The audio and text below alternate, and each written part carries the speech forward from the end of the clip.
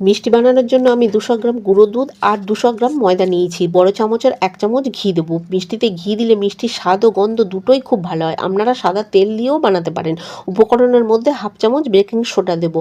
উপকরণগুলো সব ভালো করে মিশিয়ে নিতে হবে। শুকনো উপকরণের মধ্যে অল্প অল্প লিকুইড দুধ দিয়ে মেশাতে হবে। একটা নরম তুলতুলে ডো বানিয়ে নিতে হবে।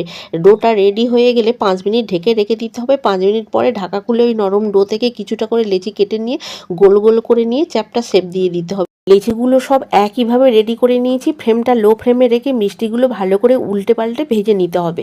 এবার চিনির শিরাটা রেডি করে নেব। 2 কাপ চিনি আর 1 কাপ জল দেব। সমস্ত চিনি মেল্ট হয়ে গেলে 2টো ফ্যাটানো এলাচ দিয়ে দেবো। আমি যে মিষ্টিগুলো আগে ভেজে রেখেছিলাম সেগুলো গরম চিনির শিরার মধ্যে দিয়ে দেবো। একটু নাড়াচাড়া করে নেব। কড়াইয়ের ঢাকনা বন্ধ করে 25 থেকে 30 মিনিট রেখে দেবো। তাতে খুব ভালো করে মিষ্টিগুলো চিনির শিরা সোপ করে নেবে আর মিষ্টিগুলো সাইজে অনেক বড় হয়ে যাবে আর নরম তুলতুলে হবে।